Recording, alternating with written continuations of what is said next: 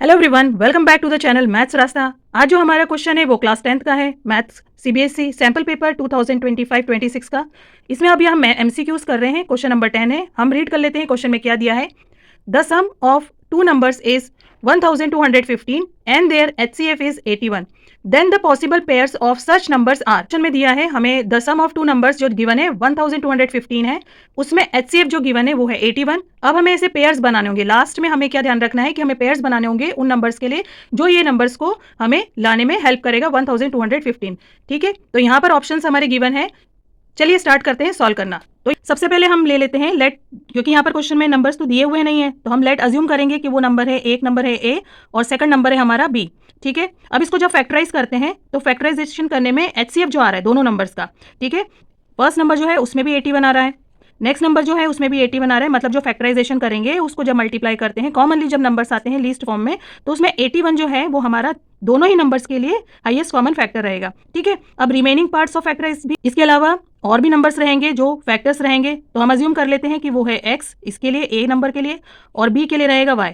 अलग अलग वेरिएबल इसलिए ले रहे हैं क्योंकि अगर ये दोनों वेरिएबल सेम होते तो वो 81 के अंदर ही आ जाते फैक्टराइजेशन में। ठीक है, 81x is equal to 81y। ठीक है, अब इन्होंने क्वेश्चन में बोला है कि दोनों जो नंबर्स आए हैं फैक्टराइजेशन के उनका सम क्या आ रहा है 1215। हम लिख लेते हैं पहले 81x plus 81y is equal to 1215। ये क्वेश्चन की कंडीशन गिवन थी, the sum of two numbers.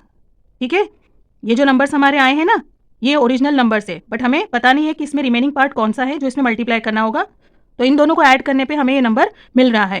ठीक है, क्वेश्चन में गिवन है। अब ये वाला पार्ट कैसे आया है वो मैं आपको समझा देती हूँ कि जो ये वाला पार्ट है एग्जाम्पल के थ्रू मैं आपको समझाती हूँ कि जैसे देखिए हमें 10 और 12 का फैक्टराइजेशन करना है, तो जब हम फैक्टराइजेशन करते हैं तो यहाँ पर हमें दो फैक्टर्स मिलते हैं, एक 2 और 5।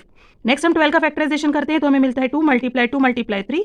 अब इसमें एचसीएफ देखते हैं, लीस्ट वैल्यू कौन सी है, कॉमन दोनों में 2 है, तो इन दोनों का एचसीएफ क्या आ रहा है 2 आ रहा है। ठीक है, तो अब यहाँ पर इस क्वेश्चन के कंपैरिजन में आप देख लीजिए, ये जो हमारा 2 हमें दिख रहा है ना, ये वाला पार्ट वो ये है 81, हाईएस्ट कॉमन फैक्टर है ना, दिया है क्वेश्चन में।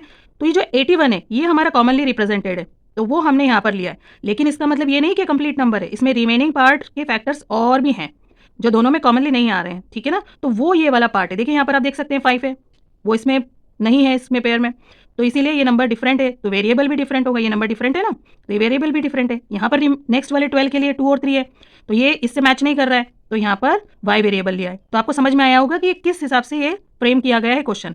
ठीक है, ये कॉम्पिटेंसी फोकस्ड क्वेश्चन है, इस पर थोड़ा सा ध्यान दीजिएगा। नेक्स्ट अब हम इसे सॉल्व कर लेते हैं। अब यहाँ पे 81 दोनों में कॉमन ले लेते हैं, रिमेनिंग पार्ट हो जाएगा x plus y is equal to 1215। ठीक है, अब ये यहाँ जाके डिवाइड करेगा तो हम लिखेंगे x plus y is equal to 1215 divided by 81। जब आप इसे कैंसिल करेंगे तो हमें आंसर मिलेगा 15। ठीक है, अब आप देखेंगे कि ऑप्शंस में ये वाला 15 है कि नहीं है, नहीं है, क्योंकि आपने next part of the question miss कर दिया है। यहाँ पर लिखा है पॉसिबल पेयर्स बनाइए, ठीक है, वाला पार्ट मिस नहीं करना है, तो हमें पॉसिबल पेयर्स बनाने पड़ेंगे जिनको ऐड करने पर 15 आए। ठीक है, तो सबसे पहला जो पार्ट है वो हम करते हैं, जो नंबर से 1 प्लस 14 को करेंगे तो हमें क्या मिलेगा 15, देन 2 प्लस 13 करेंगे तो हमें मिलेगा 15, देन 3 प्लस 12 करेंगे तो हमें मिलेगा 15, देन 4 प्लस 11 करेंगे तो हमें 15 मिलेगा, 5 प्लस 10 करेंगे तो हमें 15 मिलेगा, देन 6 प्लस 9 करेंगे तो भी हमें 15 मिलेगा, 7 प्लस 8 करेंगे तो भी 15 मिलने वाला है, नेक्स्ट 8 प्लस 7 करेंगे 15।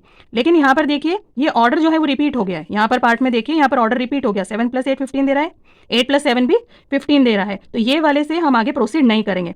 लेकिन अब इन्होंने बोला है कि पेयर्स बताने हैं, तो अब इनको काउंट करते हैं 1 2 3 4 5 6 7। देखिए वो इस ऑप्शन में अवेलेबल नहीं है, क्योंकि हम जो प्रोसेस कर रहे हैं इसमें आगे एक स्टेप और आने वाली है। अब हमें को प्राइम्स नंबर निकालने होंगे। कौन से नंबर्स जो को प्राइम है, को प्राइम वो नंबर्स होते हैं जो सिर्फ 1 से ही डिविजिबल होते हैं, सिर्फ 1 ही उनका कॉमन फैक्टर होगा। तो वो पेयर हमारे पास यहाँ है 1 और 14 दोनों ही 1 के लिए होंगे, तो इसको हमें सिलेक्ट करना है। देन 2 प्लस 13 ये भी 1 से डिविजिबल है, तो ये वाला भी पेयर होगा। 3 और 12, देखिए 3 की टेबल में 12 आ जाएगा, तो ये को प्राइम नंबर्स नहीं है, तो इसे हमें इंक्लूड नहीं करना है। देन 4 और 11 को प्राइम नंबर्स हैं। 5 और 10 नहीं होंगे क्योंकि 5 से 10 डिविजिबल है, 1 के अलावा और भी फैक्टर्स आ गए इसमें डिवाइड करने के, तो ये नहीं है। 6 और 9 3 से डिविजिबल है, तो ये भी नहीं होगा। 7 और 8 है, तो ये वाला हमारा को प्राइम नंबर का पेयर है। तो हम काउंट कर लेते हैं 1 2 3 4, तो 4 वो नंबर्स हैं पेयर्स जो हमारे इस ऑप्शन में अवेलेबल हैं, जो कि है सी ऑप्शन। तो आंसर में अब हम क्या लिखेंगे, आंसर नंबर है 10, उसका आंसर हमारा आया है सी ऑप्शन है, और उसका आंसर है 4। ठीक है, तो आपको मैंने पूरा कॉन्सेप्ट क्लियर किया है कि कैसे इस क्वेश्चन को सॉल्व करना है विद एग्जाम्पल। तो प्लीज़ मेरे चैनल को सब्सक्राइब करें, लाइक करें वीडियो को। आज के लिए बस इतना ही। Bye bye, take care.